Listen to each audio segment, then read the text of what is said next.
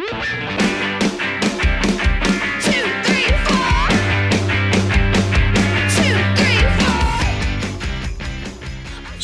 recorded from deep inside the bowels of a decommissioned missile silo, we bring you the man, one single man who wants to bring light to the darkness and dark to the lightness. Although he's not always right, he is always certain.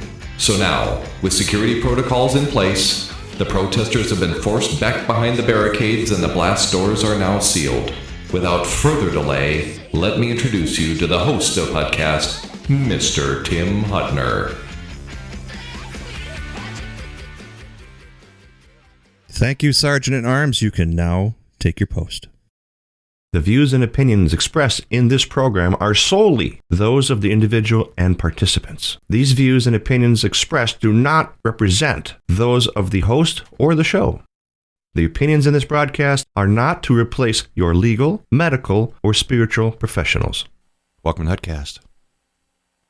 Today is 8/24/25. We got a very special guest today, broadcasting from an undisclosed location, bunker underground. This is Hutcast. Today we are joined by Dr. Orlando Silva, a very respected oncologist with decades of experience in hematology cancer treatments.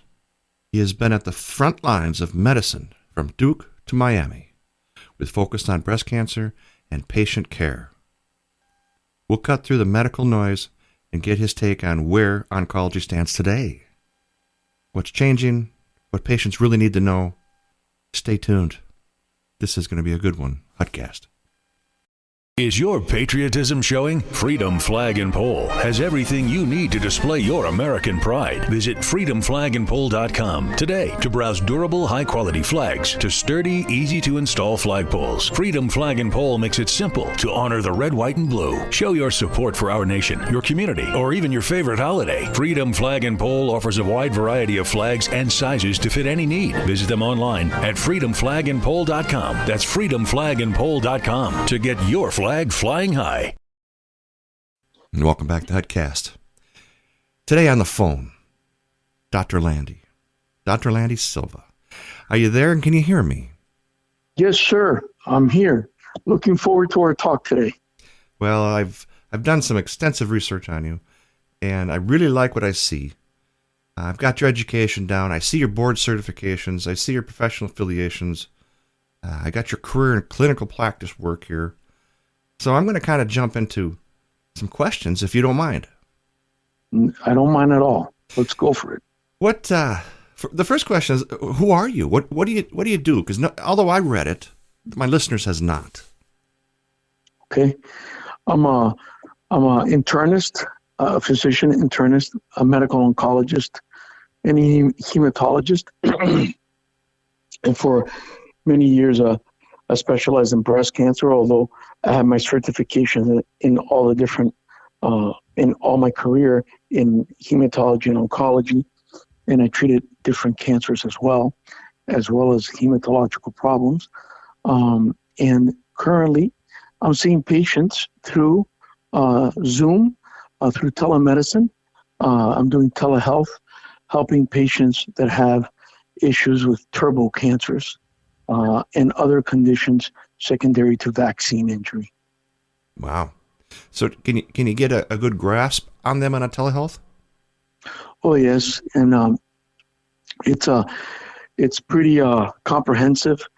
I go through all their medical records, and so it could be a Parkinson's patient or breast cancer or colon cancer. I review all the PET scans. I reviewed all the pathology, and then we go from there. We review their treatments, and then we think of alternative treatments to complement the chemotherapy, not necessarily to replace it or to get rid of it. So this is what we do. We try to complement. Like I like to say, I like to turn over any and every stone available to bring the best to the patient, as if it were me or my family member. Right. So, Dr. Silva, you've had decades of experience in oncology. From your current perspective, what are the most common misconceptions patients and even other physicians might have about cancer treatment today? I think the misconception is some of it. For instance, dietary. We can start with dietary. Is that many of us traditional oncologists believe that you can eat whatever you want, ignoring the fact that cancer is a metabolic disease. So that has to be taken into account. So diet, nutrition is very important. For instance, to put a patient into ketosis, because ketones prevent cancer from growing. Cancer needs glucose, and it doesn't grow with ketones. So that part of the treatment we usually ignore at medical centers and in private practice, because we were never taught that in medical school, and because it takes a lot of time to explain these things. So that's one thing that we ignore. Another thing that we ignore is treatment with alternative medicines that complement chemotherapy and radiation, such as ivermectin, fenbendazole, mebendazole. These medicines are wonderful, and they each has at least 12 different mechanisms of action to complement chemotherapy, for the chemotherapy to work better, for longer, and with less side effects. Wow. So these are things that we ignore because we're just, the way that we're trained is like a rat on a treadmill. Okay, and then all right. and then you see the rat running, they increase the treadmill, and you basically have 15 minutes per patient if you're lucky. And that's horrible. I mean, trying to explain to somebody that their scans show that there's progression, show them where's the progression, why there's progression, how to take a new medicine to attack the progression, and the side effects of the new medicine. How do you do that in 15 minutes? Never happen. Yeah, never happens. It's very difficult. So they got us as physicians on that, running like the rat on the treadmill, and you're catching your breath all the time. And then they give you these extensive notes that you have to write for documentation purposes. Mm-hmm. And that takes more time away from patient care. It's all been planned to take that one-on-one time, that eye contact, the crossing the room and putting your hand on the shoulder of the patient and listening to their worries, their complaints, and their family members. That has been done in a military sense to wipe that out, for us to do our very best for those of us that have the vocation and love our patients. Incredible. Yeah, they try to kill the vocation. It takes the human out of it. Yeah, exactly. It's dehumanization. You said it perfectly. Well, thank you, Tim. Well, you said it. I just repeated it. But it's incredible that my next question leads into this innovations versus tradition. Where do you see the biggest clashes right now between traditional cancer protocols and emerging therapies like immunotherapy, precision medicine, metabolic approaches? Sure. I don't see any limitation at all between the therapies. I think we need to think of each person as an individual and do the best for each person.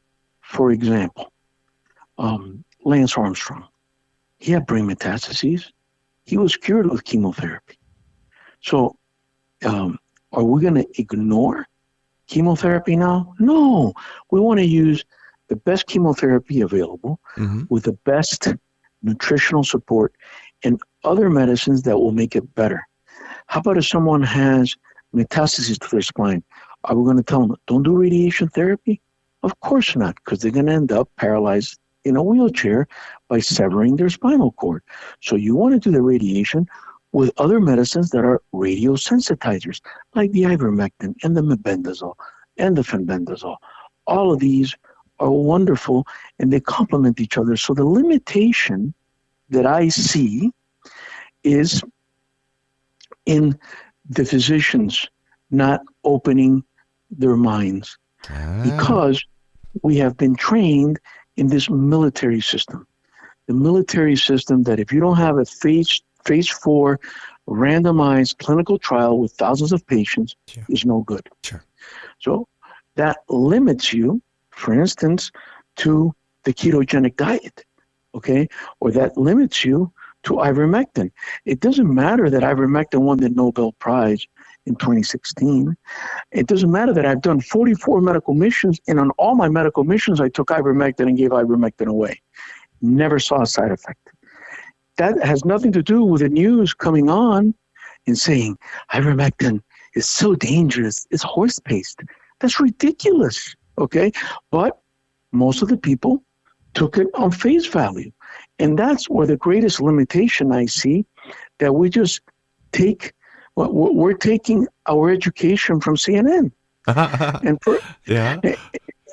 And furthermore, we're taking our education from articles and journals that have been compromised. How come is it that the New England Journal of Medicine, the greatest journal ever, just like the Lancet, okay, the Lancet had to retract articles. When have you ever seen that? Okay, because they were publishing false information. The New England Journal of Medicine published the article on the vaccines with the redacted data from Pfizer. They never saw the original data. How is that possible? They would have seen all kinds of side effects. They would have seen how all these pregnant women lost their babies in their first trimester. All of that would have been published. All of that was silenced because they didn't see it, call it convenience, whatever you want. But in the end, there have been the first trimester loss went up 40 times. Wow. That's not 40%. Unbelievable. That's 4,000%. Right.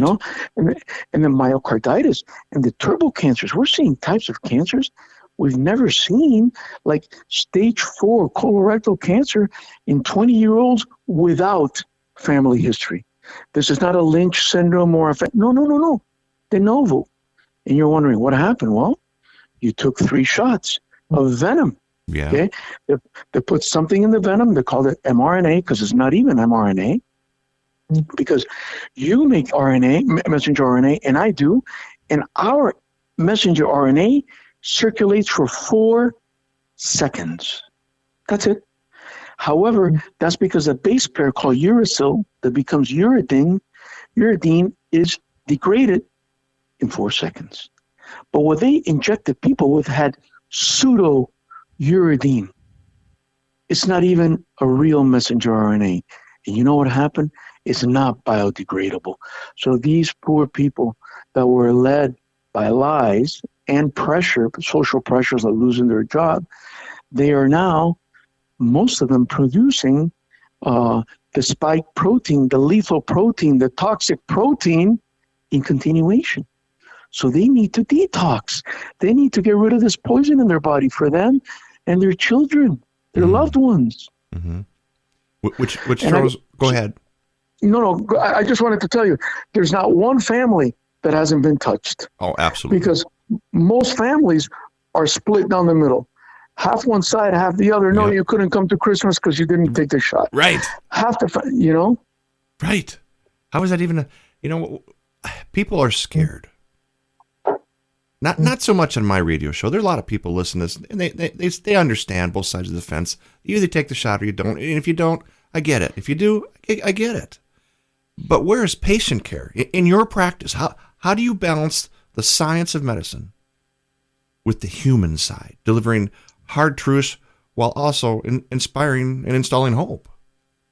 Listen, that's an amazing question. Thank you for asking me that, because I'll give you examples. When this COVID thing broke out by May of 2020, right at the beginning, there was an article by an amazing infectious disease expert, one of the best in the world, from France. His name is Didier Raoul. And Didier Raoul treated over 1,000 patients, I believe 1,064, and pulled them out with the azithromycin, the hydroxychloroquine. It wasn't a perfect study, but we had so much data to save lives already. And what were we doing? No, go home. There's nothing we can do for you. Come back when you can't breathe. Nobody recommended anything, nothing, not even high doses of vitamin D. Right. Nothing was recommended. So, and then on the other side, they were using a medicine that had been shown to have a 53% mortality. That was remdesivir. So it was okay to use remdesivir because Fauci said it, okay, even though it had a 53% mortality. However, you couldn't use ivermectin because CNN said it was horse paste. Right. And you definitely could. You couldn't use the hydroxychloroquine from Dr. Didier's study. And then Dr. Zelenko, a month later, replicated the study with 600 patients that were very sick, many diabetic and intubated out of a New York hospital. And he replicated the study. And still, it was no good. So these are the powers that we were fighting. And people were just doing and following, mostly out of fear, what was coming from Fauci, because medicine is a military system. When you're an intern, you follow your resident. When you're a resident, you follow the fellow. Yep. When you're a fellow, you follow the attending. The attending, it's just so when the CDC spoke, we always believe we're the good guys. We're doing the best for our patients. Right. So we follow the CDC and we follow the NIH. And because of them, billions of people will die. Now, you said a name of a doctor, and I'm not going to repeat that name. Starts with an F. I didn't say doctor. I didn't use the word doctor. Okay. Remember that. No, this is your opinions, and you are absolutely right to ghost them here. But I have it on great authority. He once in a while catches my shows. What would you tell him? Oh, I heard he was Catholic. I would tell him to go to confession and to ask for the mercy of the Lord. That's it? Just ask for God? Yeah, ask for God. There's no turning back here. I mean, he could come clean, but the people that have this poison in them, if they don't detox, many of them terrible cancer, myocarditis, and infertility. This is awful. Yeah.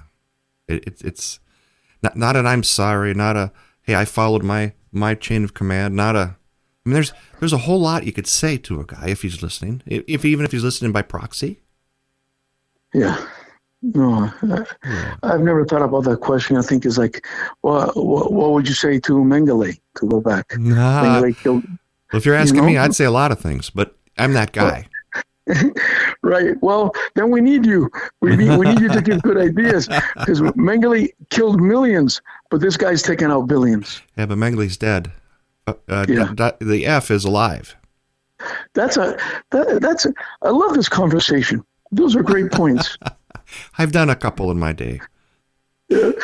So let's shift gears here. We are at number 5 on my question list.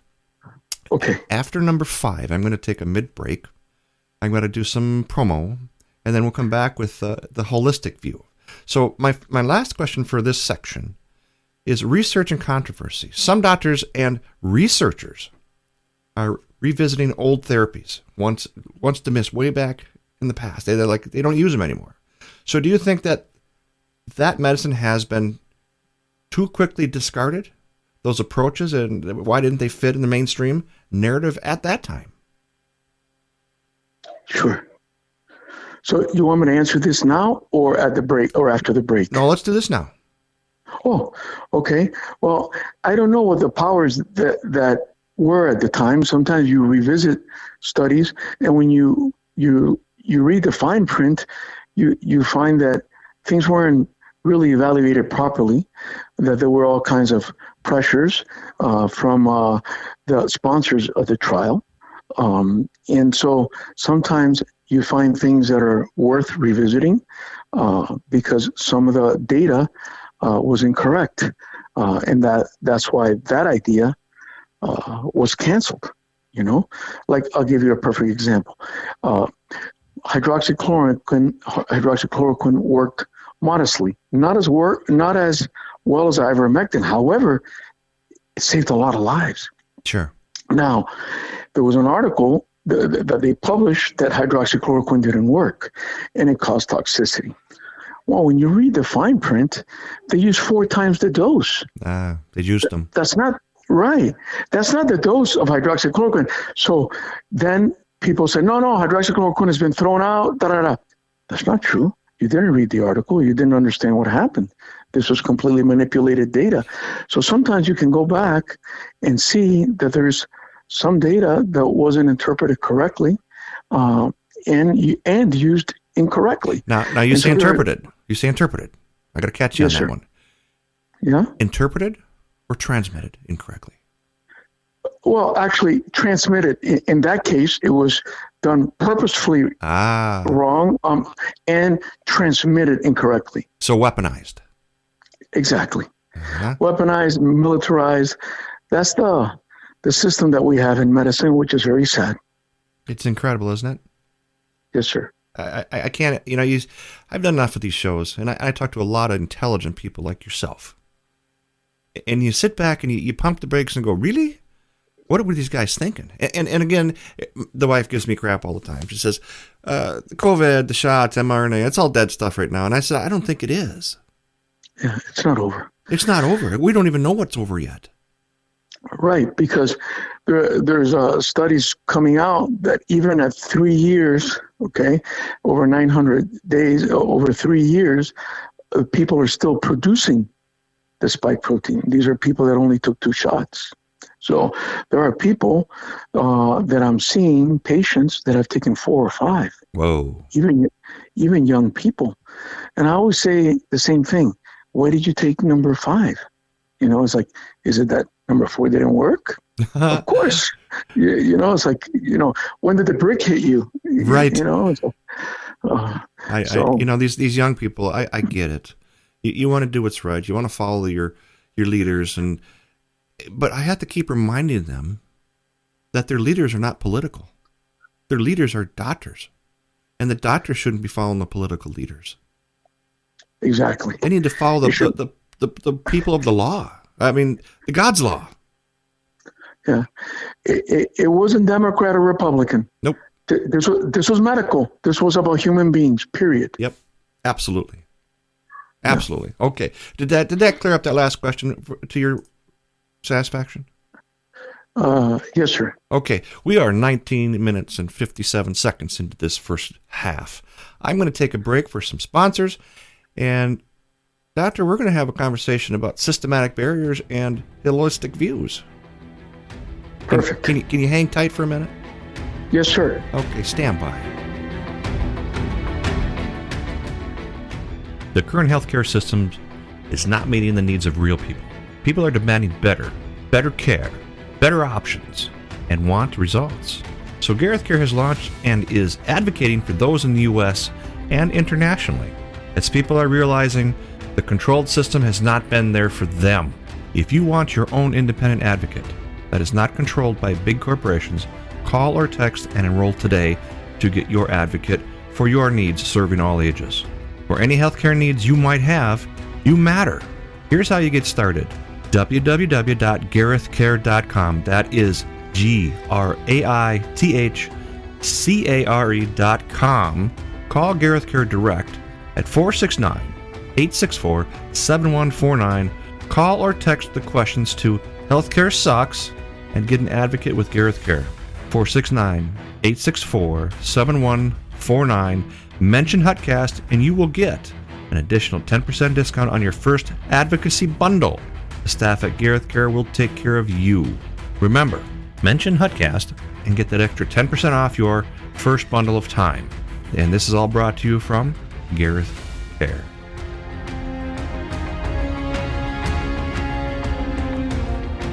And welcome back to Hutcast. What an excellent opportunity to have some questions answered by a wonderful human being, Dr. Landy. Thank you. Can you hear me okay? Again? Yes, sir. Okay, I had to reposition mics. I had to pay the neighbor kid $10 to mow later. The whole deal. It was kind of a thing. Okay. All right. Now when I get back, I want to talk about holistic view, but first I want to hit the topic of systematic barriers. What Yes, role do you believe healthcare system, insurance companies, pharmaceuticals, etc., and regulatory bodies plays limiting or advancing patient care? Because this is kind of a big one, and don't put your license in jeopardy answering it. So if you can't answer, I got you. No, I think we're compromised by our sponsorship. Most major medical centers are sponsored by big pharma and things like that. And the perfect example is the story of Joe Tippins. So as we all know, and you can look it up, Joe Tippins was a gentleman with small cell lung carcinoma that had progressed and had more than 90 metastases in his body. Wow. And essentially they told him there's nothing else for you. And he's the one that went home, spoke with a friend. He had lost close to 70 pounds. And he spoke to a friend who was a veterinarian and told him, hey, listen, there's this thing called fenbendazole that disappears tumors in animals. And he said, I'll try it. So he started doing the fenbendazole along with a couple other things. He went back to MD Anderson, and 3 months later, and they said, hey, whoa, you're here. Yeah, I'm here. And then they scanned him, and he said, oh, your tumors are shrinking. 3 months later, there were no tumors left. And his attending there, okay, which I understand was someone important, Okay. in MD Anderson, told him, listen, I don't believe in what you're doing. But don't stop. Really? But don't stop doing it. Yeah. I don't believe in what you're doing, but don't stop it. Don't stop it. And when I heard that statement, it almost made me want to cry. Wow. Because the right answer should have been, hey, buddy, what are you doing? We're me. MD Anderson. Yep. We're here to save millions of lives. Tell me what you're doing. Yep. Teach me this method. What are you doing? I mean, let's go out there. Let's beat cancer. There's no money in that. Right? But because of sponsorship and the way things are done, and because how politically incorrect these medicines became, we became soldiers that march to that, and we follow this line. And there's only one line. Yep. But there should be many lines that come together for the betterment of our patients. You understand the word of infinity? I mean, not to insult you, but the word infinity in the electronics world. That's a way of tracing a line, a signal. Right. That never ends and never crosses path with the left or the right. Infinity, open. And it sounds like medicine has this infinity directive. Instead of crossing lines and trying to figure out how this works, communicating. Does that sound like that to you? Yes, but those lines can be shattered. And that's what we're doing today. Good. That's what we're doing today, me and you. Yes. On this show, so that millions of people can hear this. Yes, sir. And that's what Joe Tippins did 6 years ago. And he's alive 6 years ago. And he did it. And he shattered that. Some people didn't see it. But many of us who are awake and looking for the well-being of humanity saw it. Dr. Brian Artis has been on my show many times. We talk on a regular basis. He's a good guy. I love him to death. And every time he comes on, my ratings go through the roof. And so I got to love the guy, right? Yeah. And we have these conversations, and you brought him up, and I just thought, yeah, I should probably touch base and, let people know that he's still around. We love him to death. And we should have him on the show again and see what's new in the world. He had the symposium a couple months back. Yeah. But last Saturday, August 16th, him and I were on a lecture series together with also Dr. Judy Mikovits and other people. It was great. It was great. Are you ready for my next point of view? Yes, sir. Okay, it's kind of a holistic kind of view. Now, do you believe that lifestyle, nutrition, environmental factors are being under-evaluated in oncology? Because if so, what would you change, and how would you treat to prevent that as a cancer? Well, great question. Yes. For instance, I went to some of the best universities in the world. We never were taught nutrition. Okay, this is one of these things that was completely taken off the table, and then and this has a lot of ramifications. For instance, somewhere around the 1960s, seed oils that were toxic and inflammatory to our body were introduced into the American diet. Food coloring was introduced into the American diet. We were taught to eat, diets that were low in fat.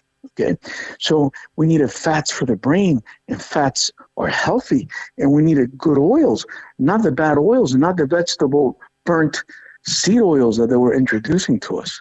So all of this created an inflammatory process in our body that was the root. And the inflammation led to diabetes, a fatty liver, diabetes. It led to cancer. It led to heart disease, and it led to Alzheimer's. It's all one disease. It's different manifestations of inflammation. Okay? So we were never taught this. We were never really taught basic things like vitamin D. How important vitamin D is, that vitamin D controls about 2,400 genes of your immune system. And that what we need is to have a vitamin D level of close to 100 or over 100. Mine is 134. Okay? Imagine when they reported on the autopsy series of over 300 people that were studied and restudied by Dr. McCall and colleagues, and they looked at the vitamin D levels. No one with a vitamin D level of over 50 died from COVID. Imagine, what we needed was vitamin D. Interesting. I mean, it's so many basic things. It's like, if you need a vitamin D, if you have good solid levels of vitamin D, why would you ever need a flu shot? Right. So it's all a circle that they have put us in, to run in that circle like the rat on the treadmill. Yeah, I see. And so, we need to open that circle and allow things like change the way we eat. Think about this. Butter, real butter from grass-fed cows. It's one of the healthiest things you can eat. It's wonderful for you. It's great to fry, as opposed to, remember, I don't know your age, but I remember when I was a kid that margarine was the way to go. Margarine is like one step removed from plastic, and it has seed oils. And I'm like, I look at it now, but back then I thought margarine was the bomb. But they have brought us into this circle that it all led to inflammation. And so I'm sorry if I went off topic. No, you're good. You're good. You keep saying this rat on the wheel. And all I think of is infinity. Yeah. There's no crossing the line. It's just there all the time. One direction. Yeah. But we can shatter it. We can shatter it. So throwing another question at you, not to spin you back to this thing. The future of oncology. Now let's put this thing in overdrive by about 20 years. Into the future, what would you like to see the standard of care for cancer treatment? Now we kind of got the gist of what you're saying, but this is more of a direct. What would you hope to leave behind? Also, I mean, it's you go ahead. Well, first, I would hope that in the next 20 years, with the changes that are being made by eating healthy oils, removing food coloring, and decreasing the inflammation, there will be a lot less cases of cancer. Okay, that's one. But I would hope that cancer care in the future would involve a multidisciplinary system that would include more than chemotherapy, radiation, surgery. It would include, besides perhaps a good study, because there have been some great studies of medicines, like with Herceptin in breast cancer. Okay, so besides including that arm, including the arm of alternative medicine. Okay, so like for instance, fasting. Why are we ignoring fasting in patients that are stage 1, extremely healthy, that can handle a 5-day fast to go into, autophagy and mitophagy and do much better when the chemotherapy starts? So I believe that in 20 years, oncology is going to look a lot different, because we'll be incorporating many alternatives that are going to fight the cancer at the metabolic level, shutting down its stem cell, shutting down its growth, changing its environment for it to be no longer to grow and to reverse, to undergo, death. Sure. Now, what would you leave behind? What would you want to stop? What do you mean? What would you want to stop? What would you want to hope is left behind in the future of oncology? Like, you don't want to use it anymore. You want it to go away. Well, I would love for the medical system to be an open system for the best, for every stone to be unturned, for every patient, for all these things to be available for patients. And when you went to get the best care, you got all the care, all the best care. So to break it down, you would want the medical industry to adapt alternative methods? Yes, to adapt to the truth. I would want the patients to receive the truth. So leave behind this systematic infinity of medicine. Right, because as you go on, there's going to be more things that come up that are wonderful. Okay. Things like I was just reading an article. It was a case study how a lady with brain metastases from lung cancer, her lung metastases reduced only by her doing molecular hydrogen gas tablets. Really? Okay. Yeah. It's wonderful. And now I'm finding more studies on cancer and molecular hydrogen. Why are we ignoring that? Okay, so I would hope that in 20 years, when this comes up, it could be incorporated in a systematic way to help patients. Nice. Good answer. Okay, the next one's kind of tough, Doc. And they ain't gonna be all softballs in this show. Okay. Now, I thought they were pretty tough already. Oh, okay. Now, this is a medical ethics question. Sure. The only people that can answer are the people that make decisions, life and death. That's you guys. I mean, I don't do this for a living. I talk on the radio, and I build hot rods and cars, and I'm a gun salesman. That's what I do. But the question here is, in oncology, you're often dealing with life and death decisions every day. How do you handle the ethical dilemmas where the best treatment isn't always clear-cut? Well, the way I have done it in my practice is you try to individualize the patient and their family, their age, their status, and to do what is best for them. Mm-hmm. And to deliver news with a lot of humanity, with kindness, because there's many ways of delivering news that you're at the end of the road, or this has too much toxicity, or this is not going to help you because of A, B, and C, but with a lot of tenderness and a lot of love. Okay, there's patients that came to me that said, I'm here because my last oncologist told me to go pick out my plot at the cemetery. Okay. And I said, oh, wow. Or, I mean, these are real stories. Yes, they are. And there are many wonderful, beautiful oncologists out there with a great vocation. It's just, they're just looking in one direction. And once they just turn their head and they see that there's so much to do to save so many more lives, they would jump on that bandwagon in a heartbeat, because they just have hearts of gold, and they're just been indoctrinated.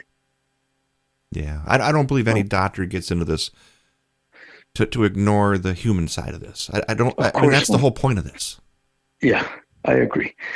And so when it comes down, you need to, cross the room, put your hand on that patient's shoulder and speak to them and their family and see what their wishes are and do the best for them to integrate the best possible care, not shutting doors, but trying to open doors and possibilities for them.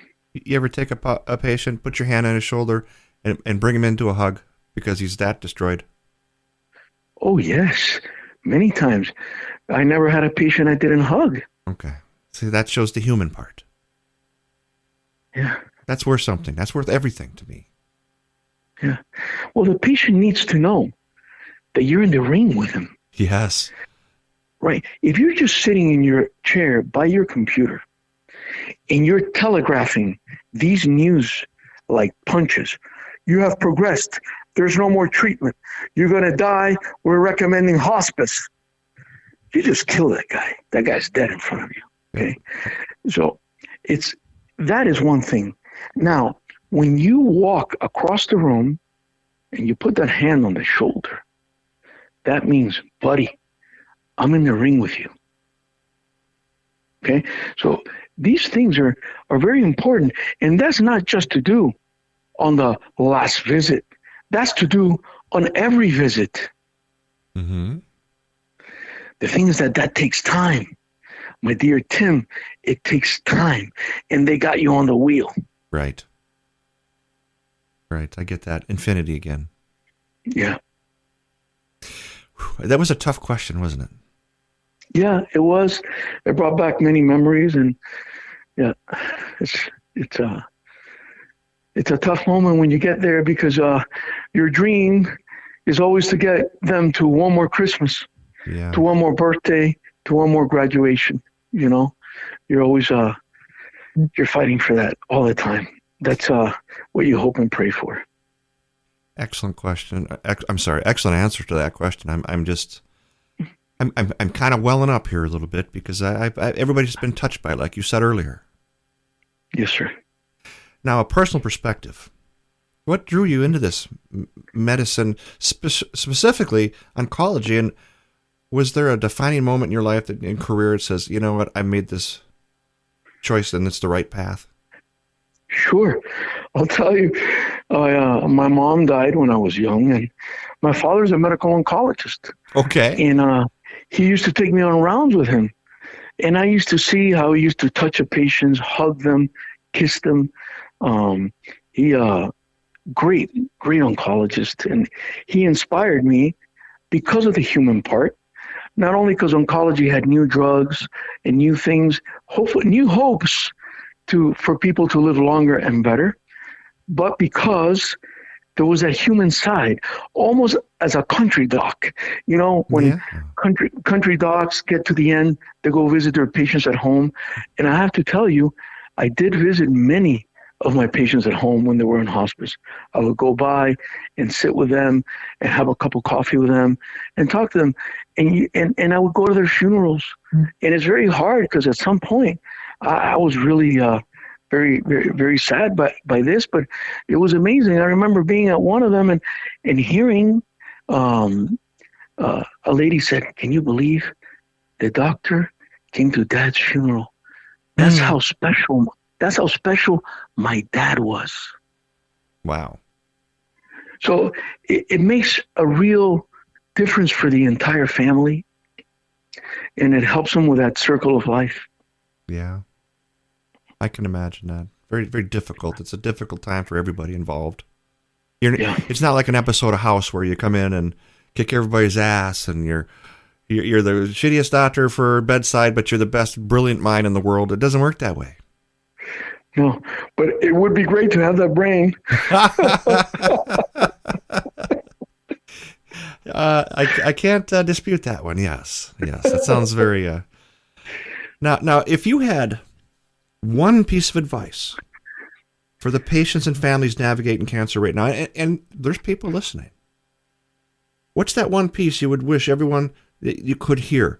Now, don't spin off. I want a direct 10-second answer because this is a very important question, and they are listening. What would they say? What would you say to them? I would ask them to look for alternatives to combine with their therapies to make those therapies work better. Things like ivermectin, fenbendazole, mebendazole, things like melatonin at high doses has anti-cancer activity, and many other things like that. For instance, for Parkinson's patients, I have seen incredible results with a nicotine patch. Really? I mean, I would just tell them, and I have patients on carbidopa, levodopa, the Parkinson's medicines, doing great with a nicotine patch. So these are things that I would tell them, open up, look more, and unfortunately, sometimes you can't tell your physicians all the things that you're doing. Right. Because I've had experiences where a patient told me, well, my oncologist just kicked me out of the office for using ivermectin. Wow. He says he can no longer treat me. Whoa. Yeah. So these are, because these are political decisions. They're not medical decisions. Keep it to yourself. Yeah. Sometimes that's what you have to do, unless there's an open doc that says, and you can tell the open docs, you can mention, hey, my friend had ivermectin, and you open up the door and you'll see whether he or she's going to tell you, don't do that. That's poison. CNN says not to do it. Okay. Or you're going to have someone that says, look, if you're going to do something, I'm okay with it. I just want the best for you. Let me know what you're doing so I can look at the side effects and see how it interacts with what I'm doing. There's an open door there. Sure. You explore with a patient what their alternatives. So that's what I would do with the patients, invite them to dig deeper and fight harder, looking for research, meaning in the research arena. Wow. Isn't that something? Yeah. I often define the word like the dictionary does for the Webster's, compassion. Compassion is the meaning, the very definition, and people don't really understand it. I mean, it's some sympathetic consciousness of others distressed together to alleviate it. So, in a nutshell, the compassion is sharing the trauma, the wins, the Sure. the sufferings, the misfortunes. I mean, it's just a lot of people forget that. Yeah. And in this field of opening up these horizons for this patient, we have to speak about Dr. Mackes. William Mackes has been really a guiding light in this field. He has been wonderful. And I just got to tell you, at Great Care, with Priscilla, we're really doing everything we can also to provide these alternatives for the patients, for them to have a better shot. And by the grace of God, we have seen some beautiful results. We have lost some patients, but we have seen some really, truly amazing results. Well, HUDcast is a full supporter of Priscilla and Great Care. Yeah. They are our one of our sponsors. They are. What more can I say? I mean, they're aces with us. Yeah, they're great. Is there any type of book? We're going to plug you a little bit here. Book, website. Is it through the Great Care? Are you one of their members? How does this work with you? Yeah, I work strictly through Great Care. With Great Care right now, we're getting patients from all over the world, actually from Germany, Lebanon, Italy, Israel, and all of the United States. We're getting patients from Uruguay.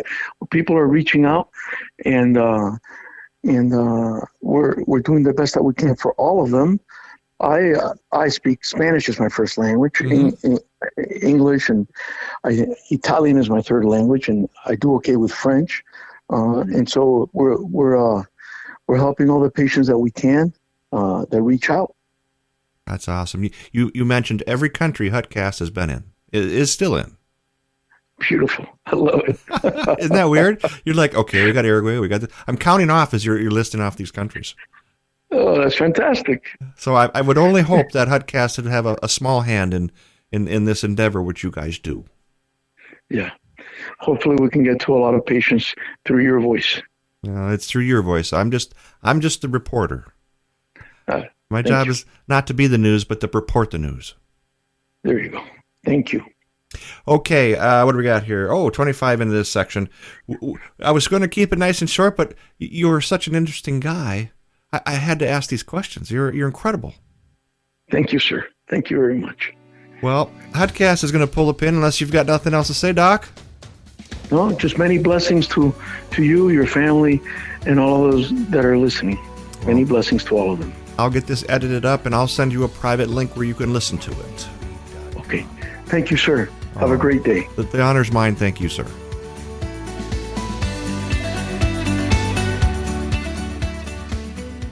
And that's a wrap for Hutcast. Hutcast is, again, a pragmatic approach to seeing things how some people see them. If you like our show, give us a thumbs up on the Facebook site. Again, for Hutcast, thank you again. Have a wonderful evening.